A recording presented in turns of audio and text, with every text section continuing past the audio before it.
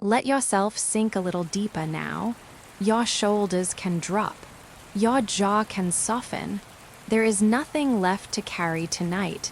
Nothing that cannot wait until morning. Breathe in slowly through the nose. Feel the cool air at the edges of your nostrils and let it out, longer than you took it in. Again, slower. The room around you doesn't need you to be awake. The night doesn't ask anything of you. You are here, you are warm, that is enough. Tonight you are going to sit for a while with a voice from a very long time ago. A man named Lucretius, a Roman poet who wrote one long, strange, beautiful book, and then fell out of history for almost 1,500 years. His full name was Titus Lucretius Carus. He was born around the year 99 before the Common Era. He died in October 55. That is almost all anyone knows about his life. No certain birthplace. No family records. No verified portrait. Only a poem. The poem is called De Rerum Natura, On the Nature of Things. It runs more than 7,000 lines, and its central claim is simpler than you might expect. Everything in the universe, Lucretius said, is made of two things, atoms and void. That is all there is, tiny particles, and the empty space they move through. You, the bed beneath you, the ceiling above you, the far stars, all of it, atoms, and the silence between them. He did not invent this idea. He inherited it. He borrowed it carefully, lovingly, from a Greek philosopher named Epicurus, who had lived 2 centuries before him in Athens. Epicurus taught that the fear of death was the great wound at the center of human life, that almost every unhappiness traced back to it, and that a clear view of the universe, a view of atoms and void and how they move, could heal it. Lucretius believed him, and so he wrote this long poem to his friend, a man named Gaius Memmius, to give him that healing. He wrote it in Latin hexameters, the same rhythm Virgil would later use for the Aeneid, the same heavy, measured tread. He wrote it to be read slowly, and he wrote it in part to be a medicine for a worried mind. Imagine Rome in those years, the late Republic, dust on the stones of the Forum, torches in the narrow streets at dusk, the slow crackle of politics sliding toward war. Julius Caesar was alive. Cicero was alive. The Carthaginian wars were already in the long past, but the memory of them sat heavy in every Roman mind. Lucretius wrote while all of that churned on around him, and the poem he produced is not about war, not about politics, not about honor. It is about how the world is put together and why you should not be afraid. The manuscript was almost lost. For more than 1,000 years after Lucretius died, the poem drifted through monasteries in quiet, fragmentary copies. Most readers forgot it. The ideas inside it, the mortal soul, the absence of divine purpose, a universe made of indifferent particles, were not welcome in the medieval world. Then, in the year 1417, a man named Poggio Bracciolini was traveling in Germany. He was a papal secretary, and he collected old books. He walked into a monastery library, and on a shelf there, among neglected volumes, he found a copy of On the Nature of Things. He had it transcribed. He brought it back out into the world. From that one discovery, the poem spread again, into the Renaissance, into the Enlightenment, into the minds of Galileo and Newton and Pierre Gassendi. into the first modern theories of atoms, a voice buried for more than 1,000 years, speaking again. Tonight, you are going to let that voice speak to you, not urgently, not loudly, just enough to settle you. You do not have to hold onto anything he says.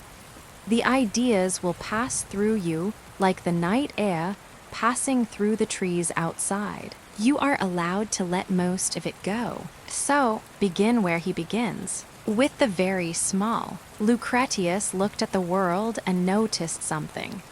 Some things move quickly. Some things move slowly. A breath of wind can lift a pile of poppy seeds and carry them away. The same wind cannot move a pile of stones. It cannot move the spiny ears of wheat. Why? Because the poppy seeds are light, smooth, round, easy to disturb. The stones are rough, heavy, they interlock, they resist. From this, he said, you can learn something about everything. What is made of small, smooth, round particles moves easily. What is made of rough, heavy particles rests. And then he made a careful leap. Think, he said, of the mind, of how quickly a thought can move, how a thought can reach Egypt and return before you have taken a breath. Nothing in the visible world moves as fast as a thought. So the mind, he reasoned, must also be made of something. And whatever it is made of, those particles must be very, very small, and very round, and very smooth. As he wrote it, that nature of mind and soul corporeal is. The mind is a body, a subtle body, but still a body, still matter. Let that thought rest against you like a thin blanket. Your thoughts are not magic. They are not separate from the world. They are made of the same stuff as the wind, and the water, and the starlight on the far side of the window. He pressed the point further. Watch honey paw, he said. Watch it move slowly, heavily, clinging to itself. Now watch water. It moves lightly at the smallest push. Honey is made of atoms that are less smooth, less round, they cling. Water is made of atoms that are rounder. They roll. Everything you can see is a kind of slowness or quickness of atoms. Even the warm light from a candle, that light is matter, he said. The warm exhalations of the sun are matter too. They travel a little slower than the pure atoms in the void because they are tangled up with the air. But they are still made of particles, still part of the same reality. And the mind, being the swiftest thing you know, must be made of the smallest, smoothest particles of all.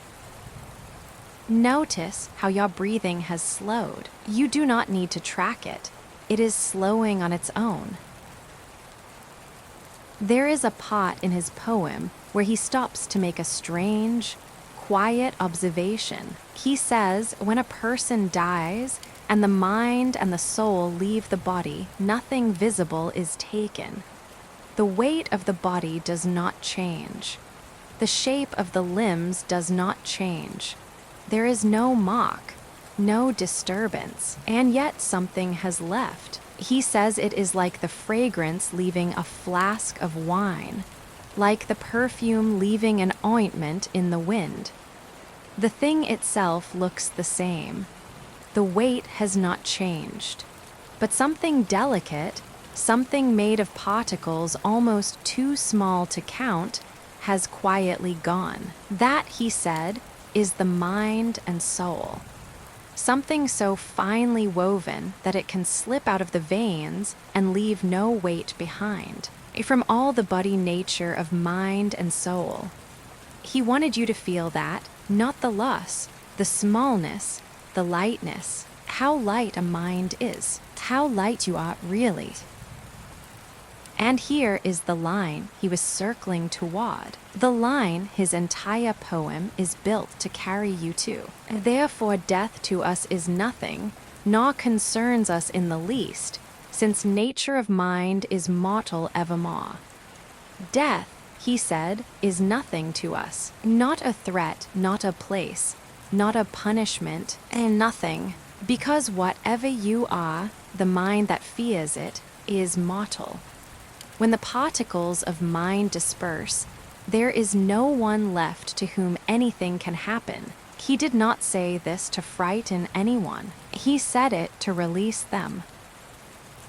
Let that sit a while. You do not have to agree with it. You do not have to understand it fully tonight. It is only a voice from a long time ago telling you that you can put something down. Lucretius used an example from Roman history. He reminded his reader, "You were not here during the wars with Carthage. You did not exist.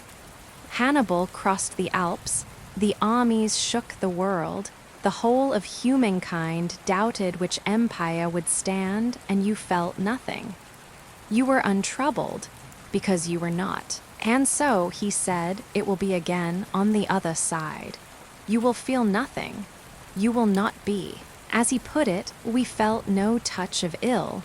When all sides round to battle came the Carthaginian host. You were not afraid before you were born. You will not be afraid after. The long quiet at both ends of life is the same quiet. That is the medicine he wanted to give his friend Memmius. Not a promise of heaven, not a threat of hell, just the quiet. He knew it was a hard medicine. He knew people do not easily give up their fear. So he looked at the fear itself. He turned it over, and he wrote one of the most famous lines in all of Latin poetry. He said, "For just as children tremble and fear all things in the viewless dark, so even we, grown, at times dread in the light, so many things that be no whit more fearsome than what children feign, shuddering, will be upon them in the dark, in the light, in the daylight." Grown people carry around fears that are the same as children's fears of a dark room. And these fears, he said, cannot be dispersed by sunlight, cannot be chased away by the flaring spokes of the morning sun, cannot be scared off by the glittering arrows of dawn. Only one thing can do it, but only nature's aspect and her law. Only a clear seeing of how the world actually is. This is why he wrote the poem, not to argue, not to convert, to show, to make a person sit still and look with him at how the world is actually put together, so that the dark corners of the adult mind could be lit, gently, from the inside. Somewhere in the middle of his poem, he stopped to praise his teacher, not Memmius, to whom he was writing, his older teacher, the one he had never met, the one who had died 2 centuries before in Athens, an Epicurus. Lucretius did not name him directly in that passage. He called him only the man, the master, the one who lived when Athens was still glorious in name. He said Athens was the first to give mankind the sheaves of harvest. Athens decreed laws. Athens gave life its sweet solaces. And she did this by producing one man, a man of heart so wise, a man who poured all wisdom forth from his truth-speaking mouth. That man, Lucretius said, looked out at his fellow humans and saw something strange. They had everything they needed: food, shelter, children, honor, riches, fame. And yet, within the home, they still had the anxious heart. They still paced. They still complained. They still could not sleep. Why? Epicurus saw why. Lucretius wrote, Then he, the master, did perceive that 'twas the vessel itself which worked the bane. The vessel, the mind itself, it was cracked, it was leaky. Nothing poured into it, however wholesome, would ever fill it. Everything that went in got spoiled by the taste of the vessel itself. And so Epicurus set out to repair the vessel by showing people what the world was made of, by showing them there was nothing to fear in death, by showing them that the gods, if they existed at all, lived calm and untroubled and far away from human affairs, and had no interest in punishing anyone, by setting, as Lucretius wrote, the bounds of lust and terror, by exhibiting the supreme good, which is a mind at peace. Lucretius loved him for it. 2 centuries after the man had died, Lucretius still loved him and wrote a poem in his honor and in his defense. He knew how the gods had come to be. He was gentle about it. He did not mock. He said, even in the earliest days, people saw visions. In their sleep, they saw huge and shining figures.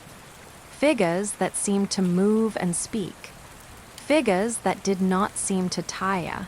And so people assumed these figures must be alive, must be immortal, because they kept appearing night after night. And then people looked at the sky. They saw the sun rise.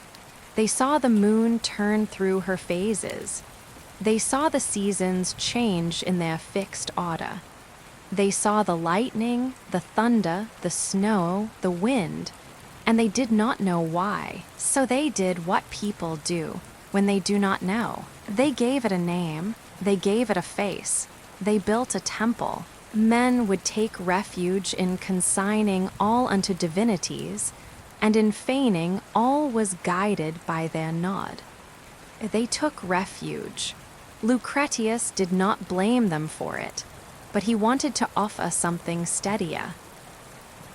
He wanted to offer the void, not the frightening void, the spacious void. He wanted to say, the sky is not the floor of a house where angry kings live. It is a vast emptiness. And through it, everywhere, always, atoms are moving. That is what is true. And it is gentler, he believed, than the alternative. He spent many passages on the nature of the mind. He was careful. He listed the possibilities. He considered them. Some said, he noted, that the mind is not in any one part of the body, that it is a kind of harmony of the whole. The way a body can be called healthy without health being located anywhere in particular. He disagreed, softly but firmly. He disagreed. He said, you can be sick in your body and still feel pleasure in your mind. A miserable in mind feels pleasure still throughout his body. A foot can hurt without a headache. A mind can ache without a sore limb. So the mind cannot be a harmony of the whole. The mind must sit somewhere. And where did he put it? In the chest, in the midmost breast, he said. The intellect, the mind, the rest of soul throughout the body scattered but obeys. The mind sits in the center of the chest. It is what thinks, what decides, what fears, what rejoices. The soul, by which he meant the life force, the animating principle, is spread through the whole body. It is in the hands, in the feet, in the veins, but the mind is the keeper of the gates. The mind is what holds the soul and the body together. You can feel, as he speaks, how careful he is. He wants to get the picture right. He does not want to overclaim. He does not want to leave anything out. He says when the mind is moved by some great shock, the whole soul feels it. Sweat comes, the face pales, the tongue fails, The ears ring, the joints collapse. Some people, he says, even drop dead from terror of the mind. The mind can kill the body. That is how closely they are bound. But the mind cannot exist without the body, and the body cannot live for long without the mind. 'Tis by like compact that the soul and mind are each to other bound forevermore. Bound until they are not. Let your own chest feel heavy now, not in a bad way, just heavy, settled. Feel the weight of your body against the bed. Feel how the mattress rises a little around you. You do not have to hold yourself up tonight. Lucretius was writing, remember, for a friend, Gaius Memmius. He says his name gently throughout the poem, my Memmius, as if turning in the candlelight to look at him. He was not a lecturer. He was a person trying to give another person a gift. The gift was a way of looking at the world in which the mind, at the end of a long day, could rest. He returns again and again to the smallness of the particles, to the lightness of the mind, to the quiet, steady, indifferent flow of atoms through the void. He returns again and again to the Carthaginian wars. To say you were not there, you did not suffer, you did not exist, you were simply not, and that not being was not frightening.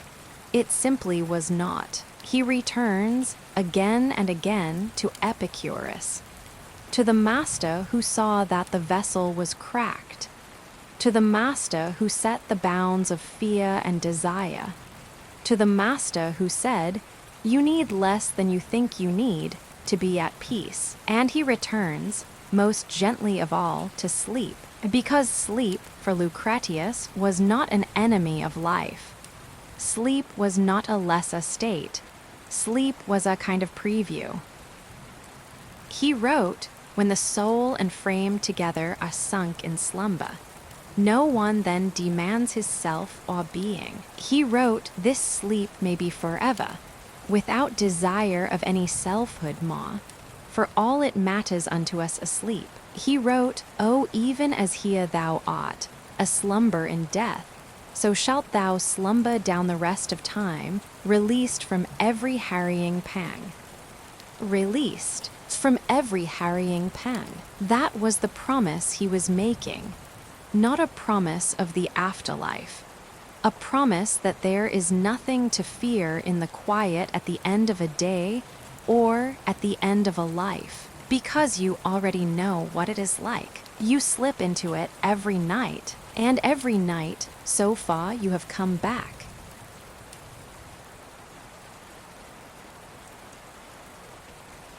Stay with that for a moment. Asleep as preview. You have lain down. You have let the ceiling disappear above you. You have let the walls of the room soften. Every night, your whole life, you have been practicing the thing people fear most. And every morning, so far, you have returned. Gentle, intact, carrying no report from the other side. Because there is no other side to report from.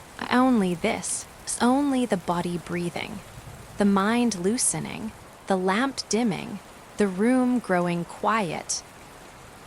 Lucretius wanted that for his friend Memmius. He wanted him to lay his head down at night without dread. He wanted him to walk through his days without the shadow of an ending haunting every pleasure. He wanted him to be free of the vessel that would not hold water, free of the cracked jaw. He wrote the whole poem to hand him one clean idea, that the mind is matter, that matter disperses, that the dispersing is not a punishment, and the fears of death leave heart so free of care. Leave the heart, let them go. He returns to the atoms. He keeps returning, because he wants you to see them, not as a theory, as a truth you can feel when the wind moves against your face. He writes, in the most famous phrase of his philosophy, "Nothing exists per se except atoms and the void. Nothing exists by itself. Nothing stands alone.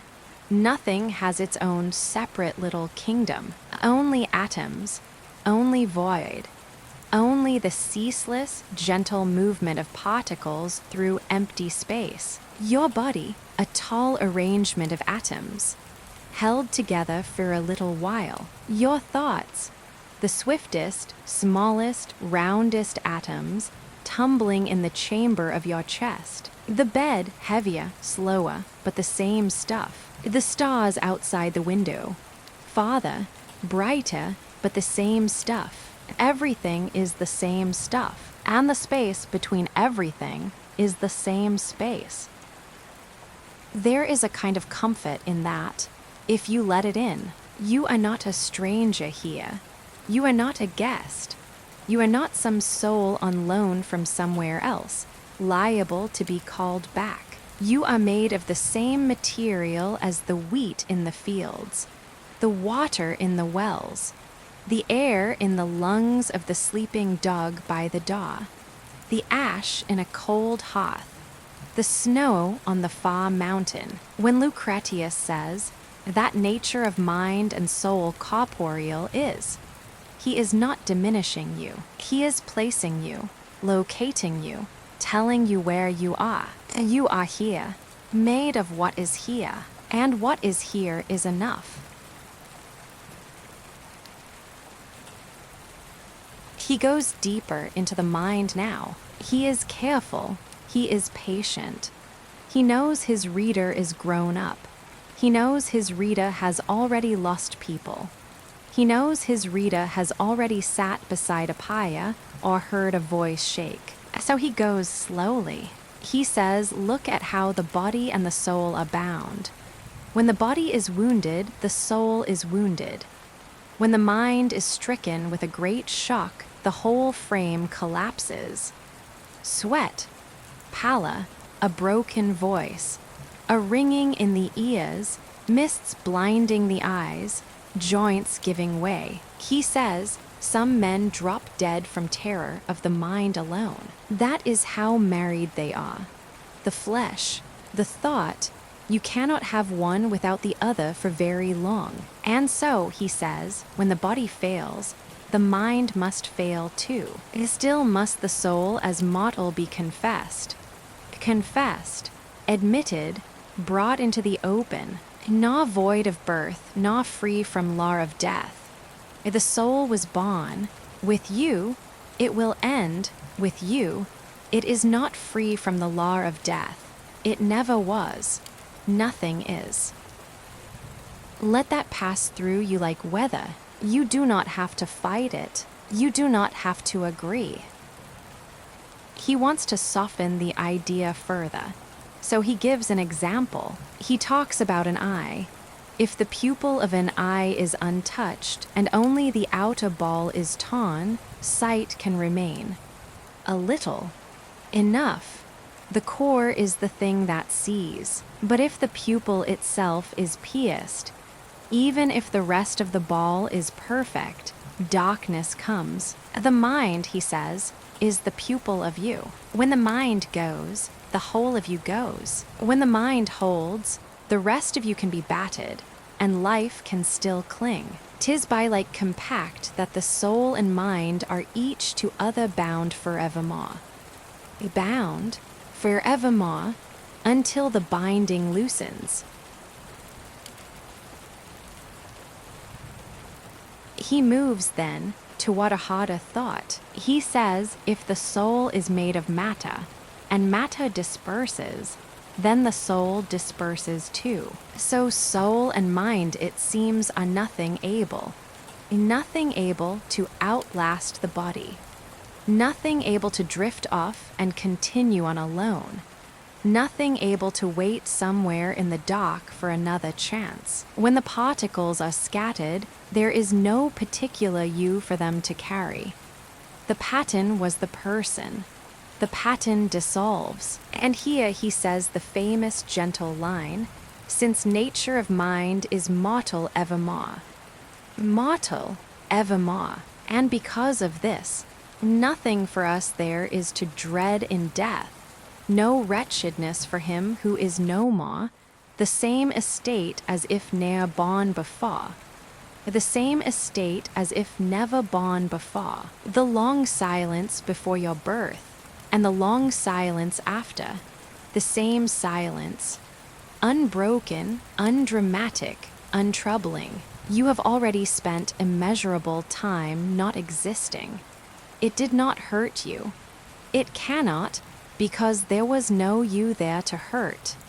And whatever comes at the other end will be the same. When death immortal hath ta'en the mortal life, death immortal, an immortal stillness, taking back what was briefly lent. You do not need to argue with him tonight. You do not need to solve this tonight. You are only listening. There is another passage. He is speaking gently about grief, about the way we speak of the dead. We say, now no more will the joyful house welcome you. No little sons run up to snatch their kisses. No touching of the heart with silent happiness. No more speeding forward into plans. No more being the keeper of your own. We weep.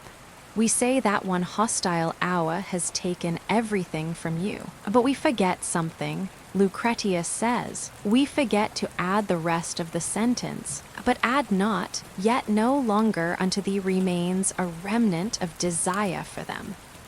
There is no desire left in the one who has gone. There is no longing. There is no reaching. There is no ache for what was lost. The things that are gone are only gone from us. The one who has gone is not watching from a corner with hungry eyes. The one who has gone is not there at all. If this they only well perceived with mind and followed up with maxims, they would free their state of man from anguish and from fear. Free of anguish, of fear, because the dread we carry, Lucretius says, is often a dread we have projected into the absent. We imagine them still wanting, still needing, still mourning their own end, and we weep for a suffering that is not happening. Let yourself feel how spacious that is. Not cold, not bitter, spacious. The ones you have lost are not in pain. They are not missing anything. They are as untroubled as you will be. He keeps circling back to sleep because he knows, I think, that sleep is the one place where his philosophy does not require any leap of faith. Every adult knows sleep. Every adult has tasted a night without dreams and woken up and noticed, quietly, that the hours passed without them, and that they were not there, and that it was fine. He writes, "O even as here thou art, a slumber in death, so shalt thou slumber down the rest of time, released from every harrying pang." It's a slumber in death, a word he chose gently, not extinguished, not erased, a slumber, as if the whole universe for you had pulled a soft woolen blanket up to the chin. Released from every harrying pang, every worry you carried today. Released every tab left open in the mind. Released every conversation you replayed, every one you rehearsed. Released every small humiliation of the week, every worry about a person you love, every number that nagged at you, every door you forgot to check, every text you meant to answer. Released, not by effort, not by will, just by the slow, indifferent arithmetic of atoms no longer holding your particular attention in the particular shape it has taken today. This is the medicine he wanted to pour, not into a cracked vessel, into a slowly, softly opening vessel, the vessel that opens every night, at sleep. He gives one more quiet answer to one more quiet objection. He says people fear death because they imagine themselves still in the grave, still cold, still alone, still aware. They say, how terrible to be buried in the earth. But Lucretius answers, who is buried? What is there to be buried? The you that feared the earth is not in the earth. The you has ended. The atoms that were arranged as you have been released back into the great slow river of matter, they will become other things, a blade of grass, a drop of rain, a moth's wing, a child's breath, a grain of sand on a distant shore, a flake of ash rising from a winter fire. The atoms go on, you do not, and the you that does not go on cannot be cold, cannot be lonely, cannot be buried. At the same estate as if ne'er born before.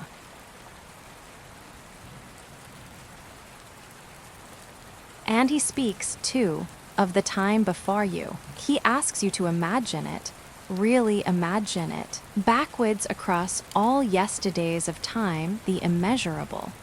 He uses those exact words, backwards, across, all yesterdays, of time the immeasurable, before the Carthaginian wars, before Athens was great, before language, before the first village, before the first fire struck from a stone, before the continent settled, before the moon cooled, before the sun lit, before the atoms that now make up your bones had any particular plan to be bones. You were not there. You did not mind. And then, by some slow dance of particles, you were here for a little while. And then, by the same slow dance, you will not be for a long while. Lucretius does not ask you to celebrate this. He does not ask you to be brave. He only asks you to stop trembling in the daylight at a darkness that is not as frightening as you have been told. There is a line of his that you can let drift through you, over and over, like a slow tide. This terror, then, this darkness of the mind, not sunrise can disperse it, not the glittering arrows of dawn. Only a clear seeing of how the world is actually made. Atoms and void, a mind briefly lit, in a body briefly held together.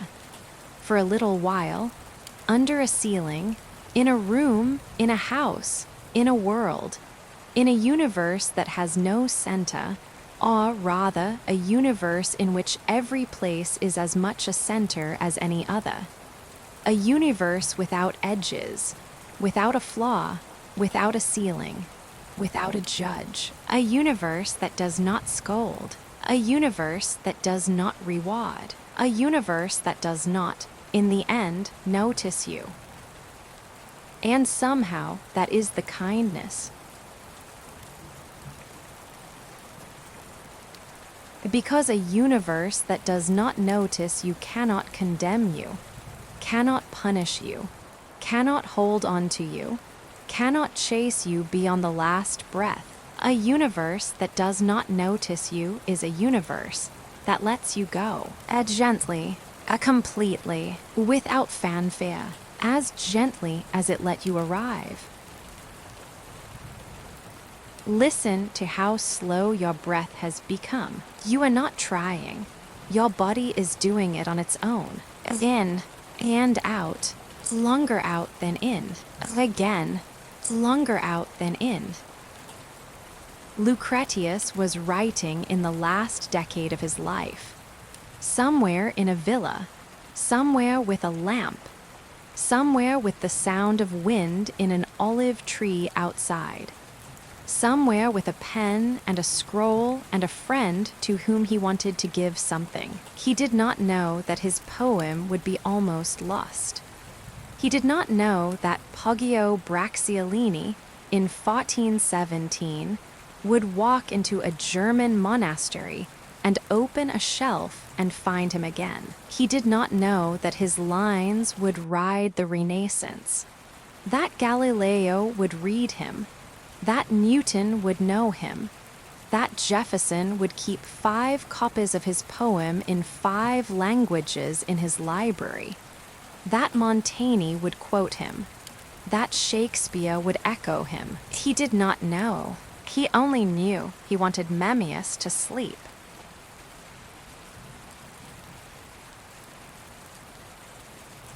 And maybe that is enough of him tonight. The rest of his poem will be here, on the shelf of the world, still being copied, still being read. You can come back to him whenever you like, or never. He does not need you to come back. He wrote what he wrote. He let it go.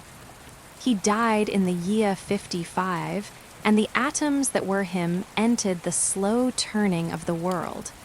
Some of them, very possibly, are in the breath you just took, not in a mystical way, in a literal one. The same atoms, the same void between them. You are breathing something of him right now, and something of the olive tree outside his window, and something of the lamp he wrote by. That is how close he is, and how far. Let the room grow a little quieter. Let the ceiling, wherever it is, be very far away. Let the lamp dim itself by a single shade. Let the edges of your body stop, insisting on their borders. Let the long, slow breath take you down. There is no lesson to remember. There is no test in the morning. The poem has already done its work. The bed is soft. The room is warm. The night is long. The atoms are moving, as they always move, through the great gentle void. And you are part of it, and it is part of you. And there is no edge, and there is no fall, and there is no finish. Only the slow turning, only the